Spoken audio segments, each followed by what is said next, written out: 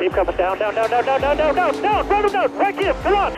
All right, Delta, Andy, Delta 11. Demolition Derby, or we racing here?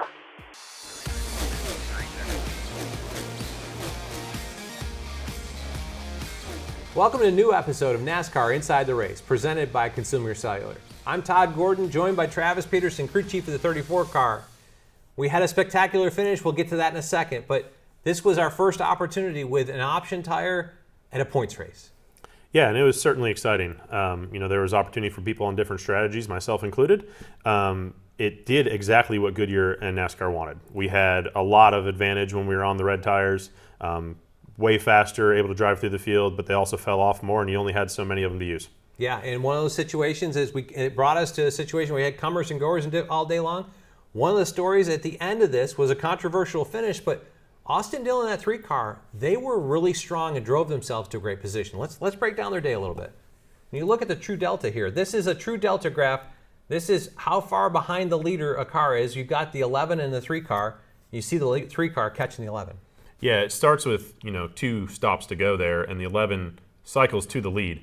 And what you can see is the 3 is much stronger over this long run. Whether it's getting through traffic or just better on the long run, he catches him all the way up to the final pit stop. When you looked at it, and I watched this from an MRN booth, and he just exited really low off of turn 4, had a lot of drive up off the corner. We saw that Denny Hamlin actually short pitted him. He got him by a lap here because he was catching him. Denny short pitted him, got himself a little bit of a gap. But as you look at it, really, that gap closed right back up. Yeah, what seems to be interesting here is as they get this gap right here, later, as they're coming back through traffic, before the cycle fully completes, they are really close to each other again. And that puts the 3 in a position where he could use this long run strength from earlier to pass him later in the race. Yeah, you look right here, he is dead on Denny Hamlin to the point where he passes him and takes over the lead. Let's go back and take a look at that. Definitely, the 3 car managed his way through dirty air and traffic. Yeah, one thing that's unique about Richmond is the ability for good cars to just paint the bottom and stay there. And what you see right here is the 3 just gets to the line every time, finishes low, very quintessential Richmond. And Denny's up the track a little bit, and it allows the 3 to have the equal amount of clean air that the 11 has, and eventually it just prevails. Definitely rolled a lot of speed down in the corner, clears him up off the corner, an impressive run, and off to a 3-point-something second lap or lead before we had that final caution with a lap and a half to go. Yeah, and that's going to set up what happened on pit road for the final stop. The 3 having that buffer and having lap more cars gives himself a little bit of a gap coming to pit lane. Yeah, they had a great day on pit road, but as you looked at it, we look forward.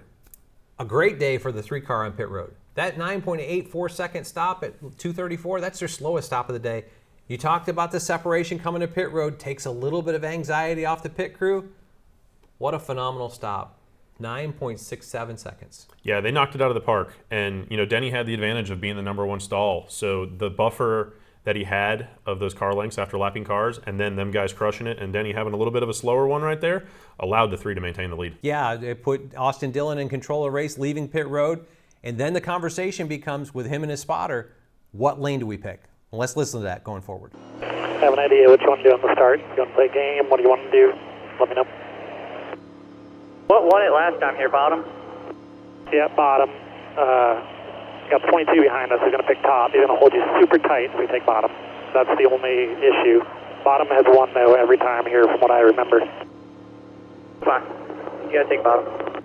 So I listened to them talking about the bottom. I was in the booth, and I really felt like, from my experience, I wanted to be on the top in this one. What'd you see out of the data? Yeah, in the data, back in the mid-pack, we usually were choosing the top. It's preferred based on history. I didn't look a lot at the front row because we haven't been up there, which we'll talk about with the 3 car as well. But, they were looking at what the front row was. And in our data, it was actually pretty much a wash, just a decision on where you wanted to be. Yeah, one of those situations where you decide how you're going to enter turn 1 and who you got around you. We play this forward, pace cars off, come in the restart zone. We're going to stop it just before the restart zone here. I felt like Austin Dillon should have done what Denny Hamlin did in the first race here and left early. He's got 2 or 3 feet on Joey Logano, knowing that Joey's going to try to roll that speed up on him in the zone. I thought he would have left early, but he didn't. Yeah, you're going to see what happens here because he doesn't. The 22's creeping on him. The 22 then gets even, and they launch at the exact same time. Or it looks like it because the 22 is carrying a little bit more speed into the zone. Yeah, definitely one of those situations, and you get down here into turn 1, the 22 has control of the race. He's got a door out in front of him. keeps the 3 pinned down and clears him off a 2. Let's look from the 11 car's in-car, because I think this is a little telling as well. And we know the 11 chose the bottom, expecting the 3 to push the 22 up the track. I feel like the 11 rolled there because he saw the gap. Now let's back that back up. I think the 11 anticipates that the 3 car will leave early on the 22 because the 22 is laying back. As we get to the restart zone here, the 11, you see him gas up like the 3's going to go, and he didn't go. Broke his momentum. Yeah. Denny, with the experience on the front row, knew exactly what to do, just what he did in the first race. He thought the 3 would do it, and because of that, Denny has to check back up when they launch. And that puts Denny way back here, kind of out of control of the race now. He doesn't really have a chance at this point. Yeah, definitely one of those situations. And you go forward, he's just relegated to 3rd place as this goes on, and it's one of those situations where you go forward. I'm going to fast forward our way back through this because this in-car camera shows the gap. We're now taking the white flag down the backstretch, and we get to a point right here. When you look at this gap from Denny to Austin Dillon, probably a car length and a half, you've got about that much in front. Typically, as you enter a corner, you close on a car because they're braking before you are. Watch what Austin Dillon does driving away here. Yeah, Austin's leaving him. Denny's probably just giving up the fact he thinks he's 3rd. Austin drives away, clips at 22, and right now, Denny says, oh my goodness, I have this clear path to victory. I can see the checkered flag. I have all the momentum in the world, and it's my race to win. It was, other than the fact that he kind of slid up the racetrack. Austin Dillon coming down the racetrack. We can talk about that later, but contact with the wall ends up with a 2nd place finish. Yep, and he is lucky to finish 2nd right there instead of 19th like the 22 car did. Yeah, definitely there. As we go back, let's take a look at this from the 3's in-car. Same situation. Really, this is just that last corner. Ton of speed there. He almost doesn't get to the 22 car because he's not making it to the bottom of the racetrack. Yeah, this one's worth watching a couple times over because you see he goes down in there and he goes square up to the 22 car. And you see just before he makes contact, he's drifting up the track and the center of his nose just barely catches that right tail light. And if he doesn't get there, he's way up the track, probably losing a ton of spots, but he barely got there and just got the 22's bumper. And he checks up here, and really, if you look at it, we'll play at real speed from here. Contact with the 11 as the 11's coming up, and he was driving down the hill, ends up going to victory lane. When you look at it from the aerial view, this is kind of the same place we stopped Denny Hamlin's in-car. Yeah. You can see the gap. You mentioned this earlier, but this gap here, this gap's larger than the gap that we had to Denny. It's quite 2 car lengths back, but one of those situations, he closes a bunch on him. Yeah, no doubt. You can see it again right there. You want to go back just a little bit? We talk about, him just barely getting that bumper, but if you look at the 3 right here, his left front gets down to the yellow line, and about the time he gets to the yellow line, it starts to take back off. And all of a sudden, he's got this big gap. He's got this gap down here, and his car is going off in this direction right here. And the 22 car is pointed. You can tell the yaw angle difference between those 2 cars. Yeah, definitely. We'll back that up to your point of the yaw angle. Just before the contact, the 22 he's wrapping the line right here. Yep. Left front's closer than the left rear is. Not that way on the 3 car. This 3 car's trajectory, if the Joey Logano's not here, he's going to end up here, out of the groove. Joey's at exit of the corner right there, and the 3's still on entry. Yes, but that's what you have to do. That's part of what this environment is. Win and you're in. And Austin Dillon knows this is his opportunity to get himself into playoffs.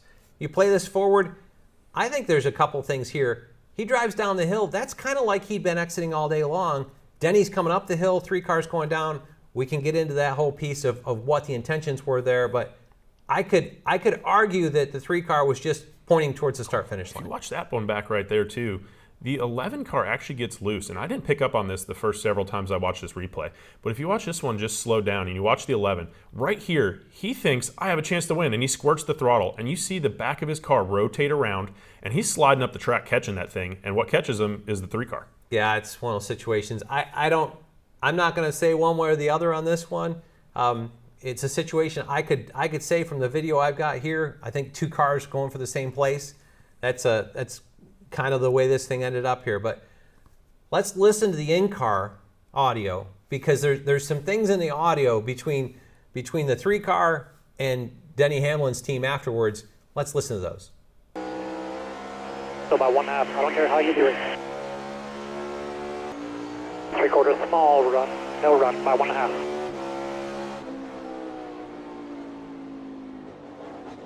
Keep coming down. Run him down. Right, Kim. Come on. Yeah! I just watched SMT. There's no doubt about it. He crushed us. Yep, his spotter just admitted to me and Hirsch. That's on me. I told him to do it. I said, you told him to right rear us. He said, 100% we had to win. Well, the audio, that's going to be something NASCAR is going to have to dig into. Kind of telling is the perspective of the spotter as we went down through here, and the perspective that the 11 team had coming out of it. Something for NASCAR to dig into this week. Yeah, absolutely. I don't want to have to make those calls. We talked about some ways in the 11 getting loose that the 3 might have some defense, but we clearly know what the 11 thought after that too. Well, we teased it earlier. Option tires and prime tires in a points race. We'll see how the crew chiefs strategize their way into this, with Travis Peterson being one of the first ones next. Hey race fans, Corey the Joy here. Join Ryan Flores and myself for Stacking Pennies each week. I'll break down my race and explain what happened right out of my windshield. Plus, we award the Dogs of the Week for the best pit crews and go in-depth on all the money stops, pit road mistakes, and penalties. And we've got a ton of guests. We have SVG stopping by. We had Ricky Stenhouse after he punched Kyle Busch in the face. We've had Bubba. We've had all sorts of guys in here in the Nonsense Garage, so you do not want to miss it. Check us out on Sirius XM Channel 90, YouTube, or wherever you find your podcast. Each and every week, Stacking Pennies. That's what's up. I'm Ryan Flores. Join Kim Kuhn and myself each and every week right here at Around the Track. Whether you are going to the racetrack or watching from home, we get you ready for all things national and regional level. And we'll tell you who and what to watch for each week. Plus, we get you ready for the weekend at the racetrack, and Erica will help you place your bets to win some easy money. Be sure to check out Around the Track every Wednesday on NASCAR's YouTube channel. This isn't the first time that we've seen the softer option tire come into racing, but it is the first points race we've had. When I looked at it from the outside, a couple sets of the softer tires, I thought you'd save them for the end. There's different strategies that came into mind here.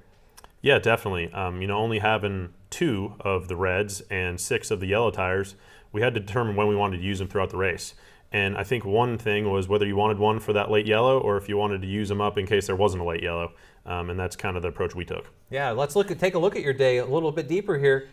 Started deeper in the pack. Stage 1 kind of hung back there. Actually ended up going a lap down at one point. Fought your way back. Put yourself in position. Yeah, honestly, we thought we were going to start a little better than 28th and go forward from 28th. But we went backwards. We got lapped. Very lucky we were able to get the lucky dog. That was a huge part of what was able to make the rest of this day for us. And being able to get the lucky dog and still be on the lead lap, my plan kind of the whole time was to use the reds right here. I wanted to be like the 99 car. And my plan was to come in and use the tires early to try to get track position. I almost did it in the first stage, but I was afraid it was going to be too long to do it. As you can see, we did it in the second stage. We just had a lot farther way to go because we had to start behind everybody. This run right here, this graph isn't as impressive as it is to me because it's not the 22 positions that you passed. It's all the lap. You started tail end. Yeah. And really drove through all the lap cars, everybody to get yourself all the way up to what, 6th place? Yeah, I joked about it watching it live. It almost looked like a video game on easy mode. I mean, it is crazy how we are just making passes every corner. Well, we've got that video. Let's play it on easy mode. So if we come back to it here, let's go ahead and play this one forward. Yeah, right here. I mean, every corner like that, he's able to just get the run off the bottom, drive underneath guys. Every part of the racetrack was better. It wasn't a huge balance swing for us as much as he could just go faster doing everything the same. We'll speed this up and take a look at it, but I really felt like the first couple laps here, you got through a lot of cars, 2 at a time. When you start making those moves on 2 wide cars, you're getting 2 spots every time you go by it. Yeah, that was the other reason I wanted to do it on a restart, just to make sure we could maximize the amount of time, because we knew the tires were only going to be good for so long. How long it was going to be good for was an unknown after practice. We thought it would cross over after 20. They lasted a lot longer in reality. Right, and you look at it, and really, that's a great point, because if you put them on a green flag cycle, the next position ahead of you is going to be a second ahead of you. It's not that you've got 4 cars just stacked up bumper to bumper in front of you. Yep, we'll see multiple times throughout this, but there's an opportunity to almost be a second faster than the guys you're around on these tires. And when you can do that when you're only 3 seconds behind the leader, that's a huge advantage versus being 30 seconds behind. And I know you want to think that your race car is the one doing this, but the other car that went to reds at the start of stage 2, the 99 car, a pretty similar vision here. Yeah, definitely. And it just shows that the tire did exactly what we talked about it was going to do this weekend. he does the same thing. He does a little bit around the outside where we spent most of the time in the bottom, but just passing cars left and right, looking like it's easy. This is the grip bucket we always joke as crew chiefs that we want. That's all it takes. It's just a different tire than everybody. Yeah, the drivers only want those tires for themselves, though, not for everybody else. But an impressive run for both of these guys to drive forward here and just the passes they make. Well, I segued this one to Daniel Suarez because I felt like you guys both put yourself in position. You were mid-pack, or in your case, you just gotten the wave around and put yourself in position. You took those tires, got track position, you maintained it the rest of the day. Daniel Suarez likewise. I think he was 15th, 16th on the restart, drove his way to the lead, and then hung there for the day. Yeah, I'm going to jump back to this one quick before we get into the 99s, just to show the difference. We did that, and we ran up into the top 10, and then we stayed on the strategy of everybody else. And when we got to stage 3 right here, half the field did what we did in stage 2. A lot of people put on the reds right here, and we did the same. We used our last set, banking on a long green flag run to the end, as we had seen all race. The 99 does the flip side. The 99 comes in here, and he puts on yellows right here. And this is where the little yellow ticker helps. He puts his yellows on there, and he goes backwards fast. He did, and it was painful to watch. But the piece I really like is that they stuck to their plan. Mm-hmm. Because when you looked at it, we saw, and that's what this right here, where he gets the spots back, that's where the field pits. Mm-hmm. That's the first short pit, 50 laps into the segment. They go a little deeper than that, maybe 5-10 laps deeper. But this here, again, this is the second cycle of pitting. That second cycle happened about 70 laps to go. And really 70 laps on a red tire wasn't going to make it. No, absolutely not. We all knew, and that was one of the reasons to start on the reds and end on the primes is most times historically guys short pit here because the tires fall off so much. And so I felt the field was going to make this pit stop here, and a couple guys made this work. They went out here, took their reds, and you see that quick progression uphill again, just like the first time he put reds on. Well, if you look at it, once he put those tires on, let's break that down. Here's the 3-car eventual winner. Now, keep in mind the 3-car's got 25 laps on tires before the 99 came and put their reds on. Yeah, as we play this forward, you look here. That's 1.7 seconds faster. Now, it's a tire advantage of compound plus 25 laps of tires, but he's making up a ton of time. And the big difference there, too, is it's no problem to make passes when you're that much faster. Yeah, not at all. You can go Traffic any place does not you need matter. to. Yeah, you're not 1 or 2 tenths. You're 1 or 2 seconds. Even here, what is this? This 12 laps into the run, he's still got a half a second on the 3-car there.